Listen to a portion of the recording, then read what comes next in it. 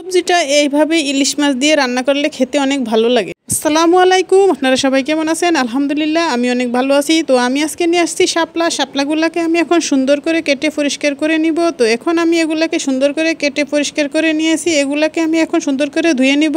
শাপলা ইলিশ মাছ দিয়ে রান্না করলে খেতে অনেক ভালো লাগে, এই জন্য আমার প্রয়োজন হবে ইলিশ মাছ। আমি ইলিশ মাছগুলোকে সুন্দর করে কেটে দিয়ে পরিষ্কার করে নুন হলুদ মেখে রেখেছি। এখন আমি মাছগুলোকে সুন্দর করে ভেজে নিব।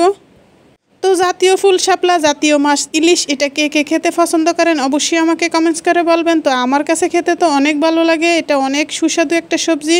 তো এরপর মাছগুলো ভাজা হয়ে গেছে, এরপর আমি মাছগুলোকে নামিয়ে অন্য একটা কড়াইতে পরিমাণ মতো তেল দিয়ে আমি তেলটা গরম হয়ে গেলে এর ভিতরে দিয়ে দিয়েছি পরিমাণ মতো পেঁয়াজ। এই পেঁয়াজটাকে আমি সুন্দর করে ভেজে নিব।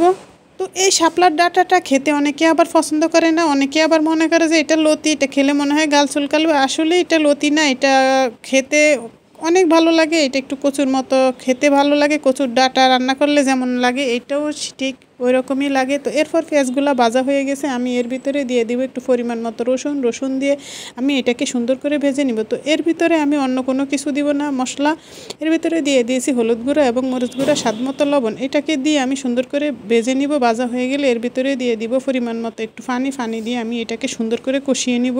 তো এরপর আমি একটু সুন্দর করে লাড়াচাড়া করে আমি এটাকে একটা ঢাকনা দিয়ে ঢেকে দিব। এই ঢাকনা দিয়ে ঢেকে দিলে পেঁয়াজটা সিদ্ধ হয়ে যাবে। তো এই ঢাকনাটা উঠিয়ে আমি এখন আরেকটু সুন্দর করে লাড়িয়ে দিব। তো লাড়ানো হয়ে গেলে আমি এখন এর ভিতরে দিয়ে দিব শাপলার ডাঁটাগুলো।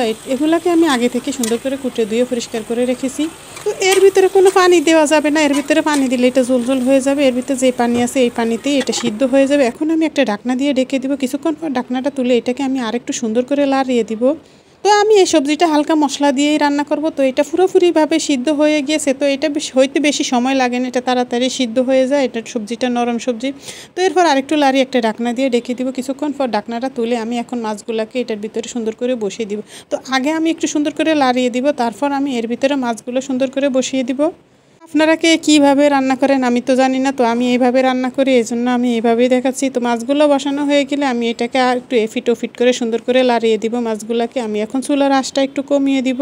তো চুলা জালটা কমিয়ে আমি মাছগুলো দিয়ে একটু সুন্দর করে লাড়িয়ে দিব, এফিট ওফিট করে এগুলোকে সুন্দর করে লাড়িয়ে দিব। তো এরপরে আমি এর ভিতরে একটু জিরা বাটা দিয়ে দিব। জিরা বাটা দিয়ে আমি এটাকে সুন্দর করে লাড়িয়ে দিব।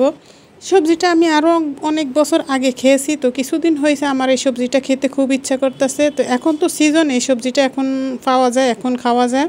ও লাড়ানো হয়ে গেলে এখন আমি একটা ঢাকনা দিয়ে ঢেকে দিব। ঢাকনাটা তুলে আমি কিছুক্ষণ পর একটু সুন্দর করে লাড়িয়ে দিব।